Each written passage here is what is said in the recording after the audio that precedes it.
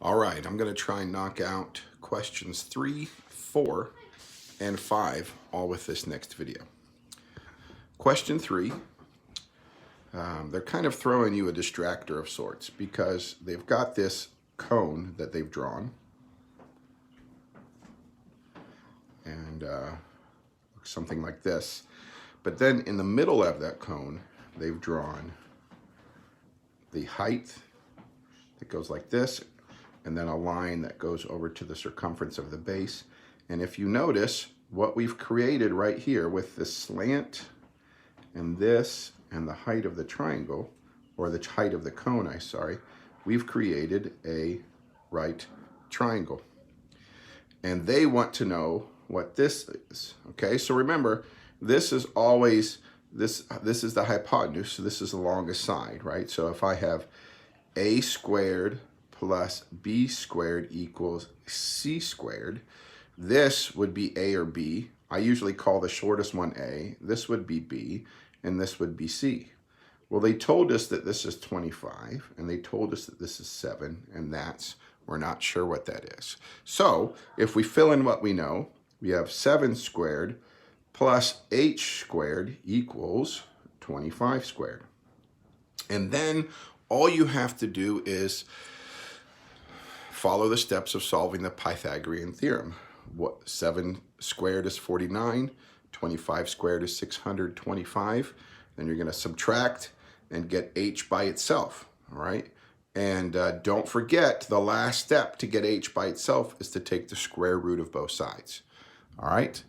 Let's go on to question 4. Question 4 wants to know, actually, I'm not going to do the exact same question. I'm going to do one like that, all right? So if I had, let's say 0.0000006. Let's say this is my number in standard form, and we want to know what scientific notation expression is the same as this. Well, remember in class we used our hands to demonstrate that a really small number, okay, and I think this would classify as a small number, is going to have, right, a negative exponent when it is written in scientific notation. So any answers that have a positive exponent, we can automatically cross them off. Now it's just a matter of, well, which one? Well, remember, scientific notation, we have a number that's between 1 and 10. So I have to move this decimal point 1, 2, 3, 4, 5. In this case, I'm going to have to move it 6 places. And then I've created this number 6, which is between 1 and 10.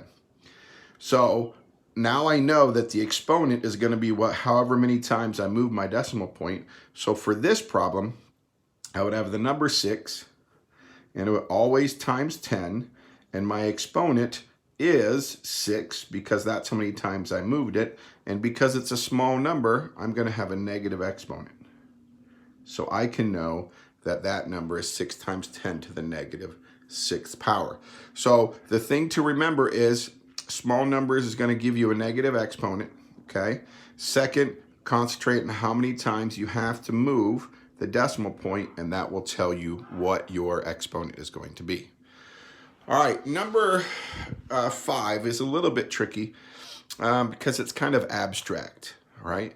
So what I like to do for these types of questions is, instead of trying just to do it into my head, I pick a point on a coordinate plane, okay? So let's say I draw my coordinate plane here, all right? And I'm going to pick the point, I'm going to say 2, 3. So let's just imagine I've got these points here, all right? So the point 2, 3 would be right here. So instead of using AB, I'm using the point 2, 3. Well, what they're telling us is this point, which is part of a triangle, by the way, is going to be reflected across the x-axis. So that means this axis right here. So remember, we talked about in class, if we count down to the line of reflection, 1, 2, 3, then we can count that same number on the other side of the line of reflection, 1, 2, 3, and my new point would be right here. Well, what would the coordinates of that point be? Well, it's still 2, but now it's -3, like so. So what we do know is if you look in the question, they're asking about what the x-coordinate of the new point will be. Well, so far it hasn't changed, right? So if it used to be A, it's still A. If it's 2, it's still 2. Now they're asking us to translate it 2 to the right, all right?